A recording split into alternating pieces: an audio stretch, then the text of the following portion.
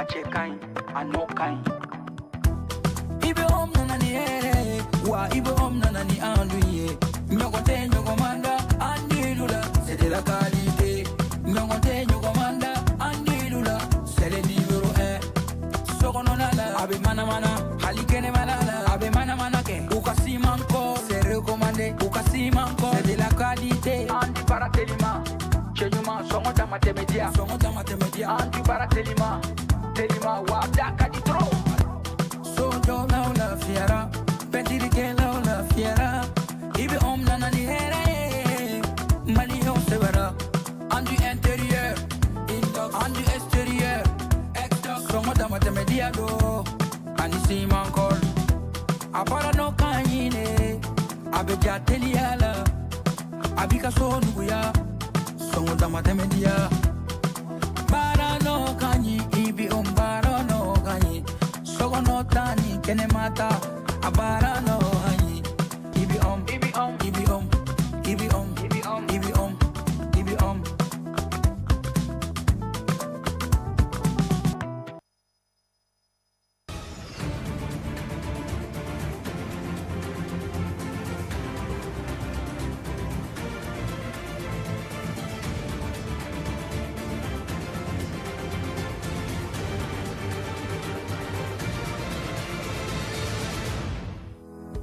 Mali jagokɛlaw tɔgɔlaso ye a ka kɔmasegisigi kɛ ka kɛɲɛ ni kunungo alamisa ye avrikalo tile 27 san 2026 kɔmasegisigi min ye tali kɛ sunkalo wulikajɔbaw la ko baara ninnu ɲɛmaya tun bɛ jago minisiri bolo Musa Alassane Diallo a bɛna Isa Sise ka ɲɛfɔli sɔrɔ nin ko ninnu kan an ka nin kunnafoniya ninnu senfɛ. Autorité malienne de régulation des télécommunications, d'éthique et des postes bakurumba fɔla n'a bɛ wele ko AMRTP ka taa fara consommateurs ka ko olu ye u ka sigi fɔlɔ kɛ ka kɛɲɛ ni kunungo ye sigi in kun ye gɛlɛyaba mun bɛ ni secteur in kɔnɔna na Asanso ale bɛna ɲɛfɔli kɛ an ye a ko kan ni kunnafoniya ninnu senfɛ. An balimaw ni de an ka kunnafoni bakurumbaw ye ka kɛɲɛ ni bi juma ye avrikalo tile 24 san 2026 an bɛna minnu walawalaw ye ni sisan na in na o kama an b'a fɔ k'aw bisimila a ka teleso mandi sanfɛla la ni o ye Advance TV i n'a fɔ an tun ye a fɔ aw ye cogo min na alamisa avrikalo tile 27 san 2026 jagokɛlaw tɔgɔlaso n'a bɛ chambre de commerce ko fɔ ale ye a ka kɔmasegisigi kɛ ka tali kɛ sunkalo wulikajɔba minnu kɛra o hukumu kɔnɔna na ko sigi ɲɛmaya tun bɛ jagokɛlaw yɛrɛ ka minisiri kɔni bolo n'a bɛ Musa Alassane Diallo ale ko fɔ ka taa fara Mali makobatigiw kan ni o ye chambre de commerce ale yɛrɛ ɲɛmaaba ye Isa Sise ale bɛ caman ɲɛfɔ an ye a ko la an k'a lajɛ. Ni ɲɔgɔn ye nin n'a ma kɛ ɲɔgɔn ye gansan ye jago minisiri n'a ɲɛmaya tun bɛ ale bolo ale ye jagokɛlaw fo u ka wulikajɔ n'u ka cɛsiri la sunkalo hokumu kɔnɔ. N nana wula in na ka na foli di aw ma an ka jamanakuntigi tɔgɔ la an bɔra sunkalo la sisan sunkalo mun kɛra kamanaganba ye maliyɛnw bolo o jo fana don parce que an bɔra gɛlɛyaba dɔ de kɔnɔ o gɛlɛya dɔ tun ye tajintanya maliyɛnw jɔrɔla fo k'u kɔrɔbɔ ni sunkalo bɛna kɛ cogo di ɲɛna n'a fɔra ko mobili yɛrɛ tɛ se ka bɔ port la ka na ni tasuma ma don a la a bɛna kɛ cogo di an bɛna malo sɔrɔ wa an bɛna ɲɔ sɔrɔ wa an bɛna tulu sɔrɔ wa an bɛna sukaro sɔrɔ wa an bɛna alikama sɔrɔ wa a kɛra gɛlɛya ye ani degun ani siran ta ye nka maa bɛ siran ko dɔ la a bɛ kamanagan a t'a la kamanagan dɛ cɛ n'i y'a to a la ma i y'a to a tigi ma donc an wulila ka se aw ma chambre de commerce ka fɔ bɔn sunkalo bɛna se an bɛ nin gɛlɛya ninnu kɔnɔ an bɛ se ka fɛɛrɛ jumɛn kɛ min b'a to an bɛ se ka fara ɲɔgɔn kan ka hakililaw bila baara bila sen kan min b'a to a bɛ kɛ lafiya ye majɔ la chambre de commerce y'a jɔ a jɔyɔrɔ la an ka sɛnɛkɛlaw y'u jɔ u jɔyɔrɔ la an ka bololabaarakɛlaw y'u jɔ u jɔyɔrɔ la an ka transporteurs y'u jɔ u jɔyɔrɔ la min se ye min ye k'a fɔ ni ala sɔnna ma an bɛ an fanga fara ɲɔgɔn kan an y'o fanga min fara ɲɔgɔn kan o de kɛra sababu ye sunkalo sera malo nana tulu nana alikama nana sukaro nana. Chambre de commerce et d'industrie ɲɛmaa ka kuma kɔnɔ a ye jamana ɲɛmɔgɔ fo u ka waleɲuman dɔ la. An kɔni bɛ mun sɔrɔ ka fɔ an ka minisiri ani an ka président vraiment foli diyara an ye kosɛbɛ ni ala sɔnna ma tiɲɛ don anw yɛrɛ ye baara don mais ni fora ka fara kan a bɛ diya ye fana quoi san o san ni ala sɔnna tant que commerçant b'u sɛbɛ la baara la jamana tɛ se ka gɛlɛya sɔrɔ ni ala sɔnna ma jamana tɛ gɛlɛya sɔrɔ inchallah. Ni cérémonie de restitution sen fɛ CESIM n'o ye chambre de commerce ye ale ye a layidu ta k'a fɔ a bɛna to jagokɛlaw kɛrɛfɛ wa fɛnɛ ko jamana marabagaw bɛ se k'u jigi da u kan jamana ka yiriwa la ani jamana kɔnɔdenw ka lafiya la. yɛrɛ ci kɛ ko ɲuman ko o ni foli ka kan kunnafoniya bɛ taa ɲɛ nin waati na autorité malienne de régulation des télécommunications des TIC et des postes ale bakurunba fɔlɔ n'a bɛ wele ko AMRTP ka taa fara association des consommateurs ka olu ye u ka sigi fɔlɔ baaraw kɛ ka kɛɲɛ ni kunungo alamisa ye sigi ninnu ye boli kɛ min kan u bɛ tali kɛ an ka opérateur téléphonique ma olu bɛ jagofɛn min bila a n'a gɛlɛya min bɛ a kɔnɔna na ni senfɛ min ye AMRTP olu yɛrɛ ka mission ye min ye u da sera olu bɛɛ lajɛlen ma Sanso ale tun b'a kɛnɛ k'a ye minnu sɔrɔ aw ni an ka jɛnko lajɛ. Awa nin kɛnɛ ye kɛnɛba don nin t'a siɲɛ fɔlɔ ye koyi awa san o san u bɛ tɔn sigi nin forum in association ni AMRTP mais ɲinan ta in a bɛna sira min kan o siraba ye kɛra ka mankan cayara yɔrɔ bɛɛ awa nakun min ye ka yɛrɛ ka fɔ awa damakasi minnu n'an b'o kɛ ka ɲɛsin opérateur ma ɔ ɲinan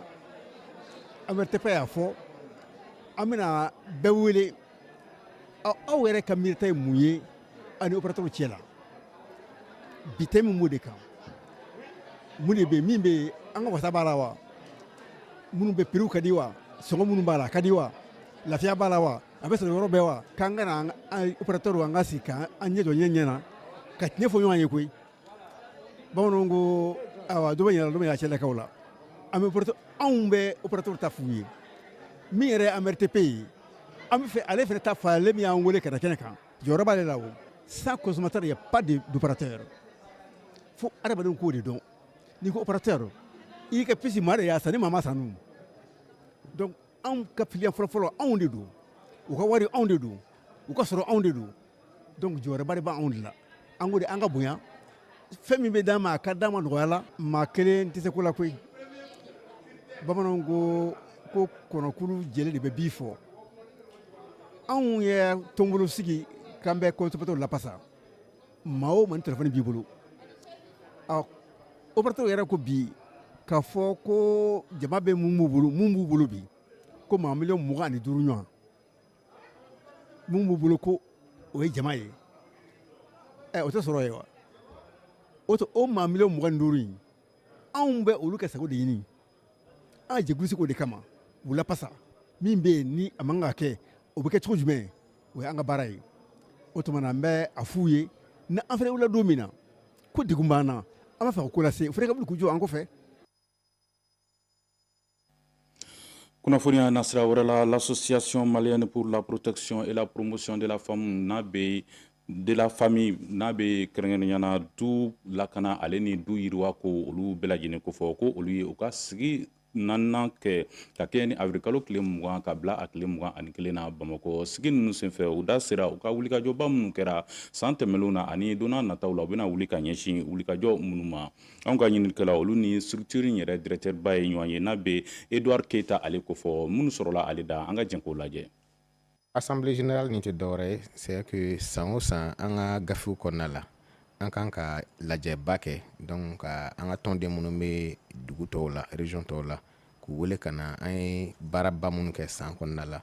donc o baara continue yir'u la majɛ minnu yɛrɛ baara la k'u hakilina di farankan minnu kan ka kɛ o k'olu fana ɲɛfɔ donc dakuru ɲɛ damadɔ ka kɔmasegin kɛ o hukumu kɔnɔna la an ye an ka san baarakɛlenw yira donc musaka min donna da fɛ gɛlɛya min donna da fɛ ani an hakilina ye min ye san kura natɔ la bon mun bɛ se ka kɛ point majeur ye assemblée mɔgɔw ma o kɔni redevabilité ani kɔmasegin ko o conclure ni gafe dɔ dili an ma an bɛ min wele ko manuel des procédures jɔsenba min fana bɛ yen ni an kan ka min fana ɲɛfɔ mɔgɔw k'o fana faamuya o ye an ka conseil d'administration n'o ye an ka ɲɛmɔgɔyasoba ye donc o fana falenna donc o falenna mɔgɔ kuraw donna la mɔgɔ dɔw bɔra minnu ka mandat banna an yɛrɛ fana wulilen don k'an cɛsiri parce que an ye dɔ fara an ka baaraw kan innovation caman kɛra yan'an ka dan bange kɔlɔsi fɛɛrɛw dili ma ka dilanna banaw kɔ ɲɛfɔ denmisɛnninw ye sifinnakaw ye an ye hakilina wɛrɛ sɔrɔ n'o y'an ka clinique ye. Donc an y'an ka clinique dayɛlɛ. Clinique belebeleba b'an bolo. An bɛ baara bɛɛ kɛ yan, dɔgɔtɔrɔya baara bɛɛ bɛ kɛ yan. Opération bɛ kɛ yan nɔ, jiginniw bɛ kɛ yan nɔ, fɛn fɛn bɛ se ka kɛ dɔgɔtɔrɔsobaw la o ɲɔgɔnna bɛ kɛ an fɛnɛ fɛ yan.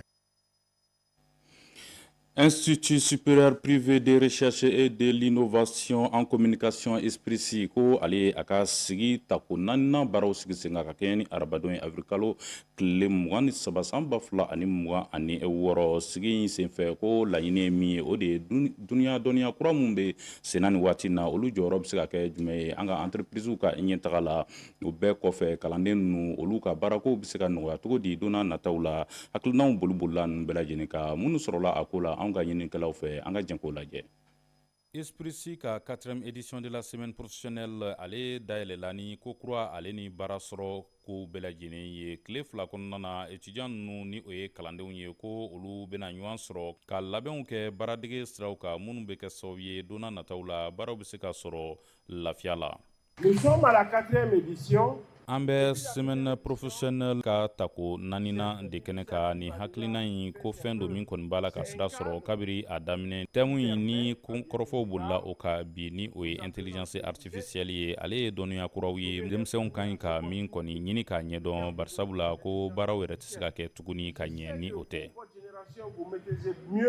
Ɲina intelligence artificielle ni o ye diɲɛ dɔnniya kuraw ye ko kumaw bolila olu ka kosɛbɛ wa nin bɛɛ lajɛlen kɔfɛ an ka kɛnyɛrɛ ye cakɛdaw ni o ye entreprisew ye olu bɛ se ka jɔyɔrɔ mun ta ka fara subahana mansin ale sendolu la an ka baaradaw la ko kɔrɔfɔw bolila nin bɛɛ lajɛlen de kan. On est venu en fait faire un partage d'expérience sur les avantages. An nana ka na an ka dɔnniyaw kɔni tila an ni ekɔlidenw ni ɲɔgɔn cɛ o bɛɛ lajɛlen kɔfɛ min ye subahana mansin ale ni diɲɛ dɔnniya kuraw ni o ye IA ye ale yɛrɛ bɛ se ka kɛ kɔlɔlɔ mun ye an ka baaraw tagabolo la an ka kɔrɔfɔw bolila olu kan an ka kɛnyɛrɛ ye baarada mun bɛ yen olu bɛ se ka yiriwa cogo min na ka kɛɲɛ ni diɲɛ dɔnniya kura ninnu nali ye ka olu fɛnɛ hakilinaw di an ka kalandenw ma kosɛbɛ. Pousser vraiment toutes les connaissances qu'ils ont pu acquérir. Ni kalanden ninnu ka fɔla ni semaine professionnelle in ko ale tɛ kalan damape ye barisabula k'a bɛ kɛ sababu ye ka baaradege fɛnɛ o nɔgɔya kalandenw olu ma min ye tɛgɛdi ɲɔgɔn ma dɛmɛbagajɔkulu kɔni fɛ ko a bɛ se ka olu fɛnɛ nɔgɔya. A bɛna fɛn caman de fara ne ka formation kan parce que a bɛna n dɛmɛ ka gɛrɛ entreprisew dɔ la k'u kɛcogo dɔn ka se ka opportunité dɔ sɔrɔ ka taa stage kɛ yen nɔ. Et même si ma stage kɛ le simple fait k'u b'a ɲɛfɔ n ɲɛna b'a dɔn même si ni tilala ni n ka licence sɔrɔ n bɛ n ta yɔrɔ dɔn en quelque sorte quoi. Bon an nakun ye ka an gɛrɛ étudiants na parce que bon n'i ko étudiant i b'a fɔ ko avenir de don ka essayer ka a ɲɛfɔ parents ye k'an bɛ yan u denw ka études financement accompagner an bɛ se k'u dɛmɛ a baara la. 4e édition de la semaine professionnelle ko a kɛra sababu ye ka se ka kalandenw ale ni ka dɔn k'a fɔ subahana mansinw olu sen donni an ka baaradaw la ka olu bɛɛ lajɛlen kɔni koloso ɲɔgɔn na nin waati ninnu na. Nin de bɛ taa ni an ye Mali farikolo ɲɛnajɛ minisiri kunkanko kibaruya la Abdul Kasim Ibrahim Fɔnba ko ale ye hakilina kura ta hakilina min n'a bɛ fɔ a ma ko mon histoire du sport ni hakilina ninnu bɛ kɛ sababu ye an ka farikolo ɲɛnajɛ maakɔrɔ olu ka se k'u ka dɔnniyaw tila u ni sisan denmisɛnninw ni ɲɔgɔn cɛ baara ninnu dayɛlɛliw kɛra ka kɛɲɛ ni avril kalo tile 23 ye palais des pionniers la wa sigi nin senfɛ min ye directeur caman ko olu tun bɛ kɛnɛ kan anw ka ɲininikɛla Umaru Sisoko ale ye mun sɔrɔ a ko la an ka jɛn k'o lajɛ. Mali farikolo ɲɛnajɛ minisiri ka ɲɛmaya kɔnɔna la lajɛrɛ dɔ sigira sen kan n'o tɔgɔ ye ko projet mon histoire du sport. Nin projet in kun ye ka Mali dolantana kɔrɔw ani a farikolo ɲɛnajɛ dankɔrɔbaw minnu ye an ka jamana lakodɔn n'u ka cɛsiri n'u ka wulikajɔ ye olu ka kɛ tamasiri ɲuman ye sifinnakaw ma. O de hukumu kɔnɔna la lasigi bɛna kɛ min kɔnɔ hakili falen falenw ani bilasirali fanga bɛna bonya kosɛbɛ. Ne kɔni nisɔndiyalen don kosɛbɛ nin projet mon histoire du sport o ye projet ye département kun y'a hakilina sigi sen kan mais yani an ka se ka projet lancer an y'a kuma fɔ fédération ye ka o hakilina ta a la ka na ancien sportifs fɛnɛ ka association ka o hakilina fɛnɛ ta walasa projet bɛ se ka ɲɛ cogo min na an ɲɛ b'a la cogo min na Mali dɛsɛ t'an na k'a fɔ ko athlète ɲumanw b'an bolo o dɛsɛ tɛ yen mais waati dɔw de bɛ se hali ni athlète physiquement i bɛ se mais ni mentalement ni ma préférence dɔw la a bɛ gɛlɛya dɔw la nati donc a ka kan aw minnu ye ancien sportif ye aw minnu tɛmɛna nin siraw fɛ aw minnu ye gɛlɛya dɔw y'aw ɲɛna aw dun ye succès dɔw fana y'aw ɲɛna a ka se ka aw hakilina ka se k'o ɲɛfɔ bi an ka jeunes minnu bɛ yen nɔ k'olu bɛ yen nɔ k'u cɛsirilen don fana u ka farikolo ɲɛnajɛ la u bɛ se ka dɛmɛ cogo min na hakilina ɲumanw fɔli la o ni gɛlɛyaw minnu bɛ yen nɔ olu bɛ se ka a surmonter cogo min na o ni an ka environnement yɛrɛ bɛ cogo min na bi aw yɛrɛ bolo aw ka faamuyali bɛ se ka u dɛmɛ cogo min na walasa u ka tɛmɛ o gɛlɛyaw kan walasa u ka se k'u ka jamana kun kɔrɔta. parce que kɔrɔlenw bɛ mun dɔn kuraw t'o dɔn donc kɔrɔlenw ni kɔrɔlenw échangera c'est un plus donc ministre ka o ka hakilila ka ɲi fo ka tɛmɛ an b'a ɲini ala fɛ ala k'an ka jamana dɛmɛ. projet mon histoire du sport ye hakilina ye min bɛna sifinnakaw ani an ka farikolo ɲɛnajɛ tulomanw gɛrɛ ɲɔgɔn na yalasa u ka se ka kɛ u karamɔgɔ ye ani misali ɲuman ye. an balimaw i n'a fɔ aw yɛrɛ y'a faamuya cogo min na ni de bɛ dansigi an ka bi kunnafoniya labɛnniw na an bɛ aw fo ka waleɲuman dɔn a filɛliko cɛɲina ka kan bɛ d'aw ye ni ala ye ntɛnɛn yira an na an bɛ ɲɔgɔn sɔrɔ kunnafoniya kura wɛrɛ kɛnɛ ka hakɛto b'an ka fɔliw bɛɛ lajɛlen ka salila rasulu.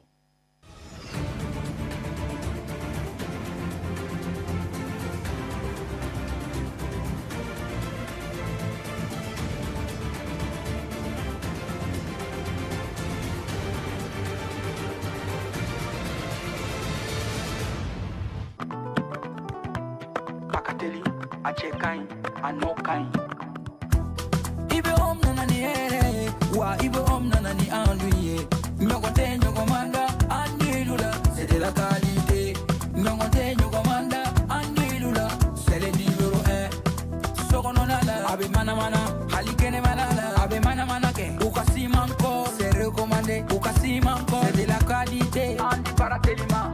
chenyuma songo tamate media andi baratelima telima wa daka di tro sojo la fiera pentiri ke la fiera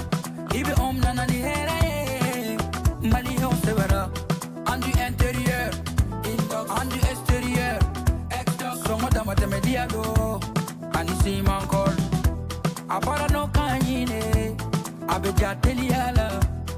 abika so nuya songo tamate media bara no kanyi ibi umbaro no kanyi sogo no tani kene mata